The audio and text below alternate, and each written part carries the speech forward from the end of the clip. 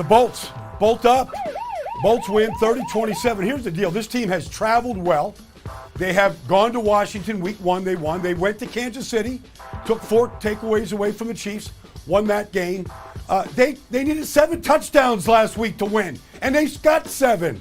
Like, whatever this team needs, they're going to do, despite all those beautiful, nice, worthy things we said about Lamar Jackson. Baldy, I don't think they have a pickup truck full of kryptonite because Lamar Jackson is Superman. He's the real-life Superman. He's doing it this year. He's the team's leading rusher. He's the team's top quarterback. I think he can throw the ball to himself if you give him enough chance to do it. Look, man, I love what I'm seeing out of Lamar Jackson. He's probably on his way to winning another MVP.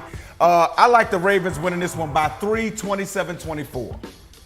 All right, they may not have kryptonite, but they got something because the Chargers have impressed the hell out of me this season. They had answers for everything last week and every week before that. I have the Bolts taking this one 36-30. I love that siren. All right, Baldy, what about Vikings and Panthers?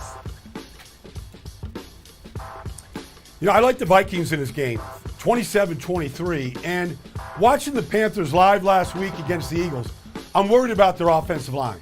I think the Vikings' defensive front, Everson Griffin, Danielle Hunter, like that group can eat. Because I think they can get after Sam Darnold. And I think if they do that, you know, he might throw him, you know, 1 or 2 like he did a week ago. And like he did the week before that to Dallas. So I like the Vikings to go into Charlotte this weekend and get themselves a victory. Baldy, Sam Darnold has thrown 5 interceptions over the last 2 weeks. 5. But I don't think he throws none on Sunday. I got them winning 23-20. Okay, he's gonna get the ball to DJ Moore and let DJ Moore do his thing up and down the football field. Yes, that's what I'm going with the Panthers. I love a good fake out, and I'm right there with you, M-Rob. I have the Panthers taking this one to 27-20 in an upset. The Sam Darnold blow up is going to come to another level. All right, last but not least, Dolphins and Jags in London, Baldy. I'm glad it's in London for the Dolphin fans because they can't stop anybody in our continental United States.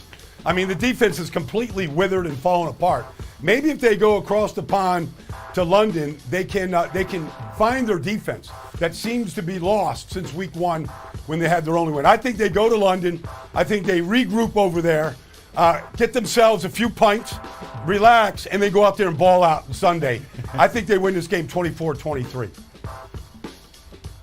Oh, you picking them Dolphins, man. Look, man, I think they messed up. I think they got some issues over there with Brian Flores and his defense, especially. You mentioned it. You got Tua coming back. We don't know how he's going to look. The only big hit I've seen him take over the last 2 years, it folded him, and he ended up being on IR for a few weeks. So, yeah, I'm going with the Jaguars getting their first win. Trevor Lawrence getting their first win. 19-16. This kid has been getting better every week, and he's starting to push the ball downfield a little bit more, Baldy. Watch out for him. And Rob, I can't even be mad at you picking against my hometown team, given everything that's transpired this year so far. We've been sort of friends off. I've been a little petty, but I'm getting over it now. I'm picking the Dolphins 27-21 to win this one. It's my olive branch. I got a message for you, Finns, a little later in the show.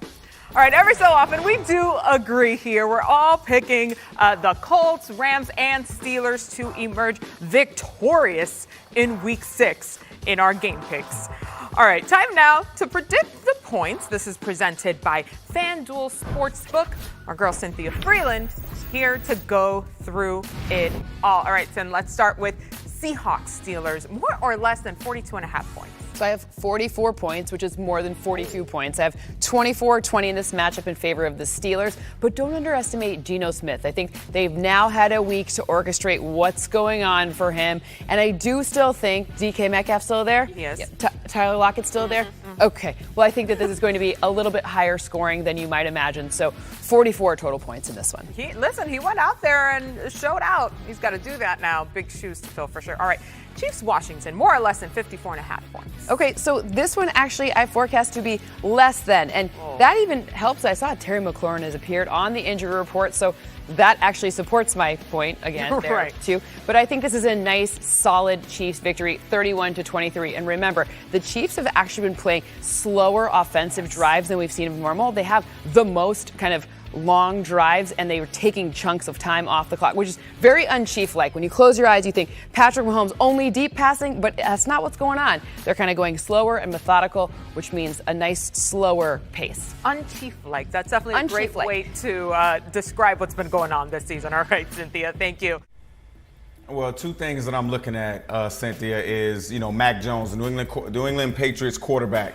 This rookie and how he's completing passes. He's going out there with a lot of confidence, and he's functioning the offense. They don't push the ball downfield as much as we're accustomed to seeing the Tom Brady-led Patriots push the ball downfield. But he's operating the offense. I think they need to, be a little bit more efficient in the run game, and I think they'll be fine. He can be explosive on play-action passing. But the other thing I'm looking at, Cynthia, is this Cowboys defense, especially what Dan Quinn has brought to it. I think Dan Quinn, the 4-3 scheme now puts all of these defenders back at their natural kind of body type positions. This team wasn't good for the 3-4, which Mike Nolan brought to this team last year. And I think that's why you saw guys running wide open. You saw guys out of gaps. You saw a lot of different things. This defense with the Dallas Cowboys, they're getting turnovers. They're getting after the quarterback. They're playing phenomenally. And Dan Quinn is a guy who understands how to talk to players, and he gets the most out of his guys. I think if they continue to play, they come away with the win. They got tremendous team speed, Mike. It shows up all the time. If they make a mistake, the speed of Micah Parsons, Oso Digizua, Trayvon Diggs, you name it, they make up for it.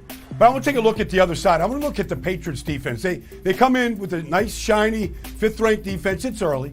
But against the Bucs this year, when they went up there, they really defended Tom Brady very well. They kept him without a touchdown pass. The game came down to the final seconds. They play a different style of defense that the Cowboys offense has to get ready for. They make the quarterback, in this case Dak Prescott, they make you hold the ball with those three-man rushes, those twist stunts up front, those secondary pressures that come late with the sticky man coverage behind it. It's hard to prepare for, I think. It was for the Bucs, and Brady knew that defense. And I think it's going to be tough for the Cowboys. But one thing I've noticed about the Cowboys offense this year, if they struggle in the first half, like they did against the Panthers, they figure it out in the second half. And they just keep coming like a freight train. I think that's kind of what we'll see this week.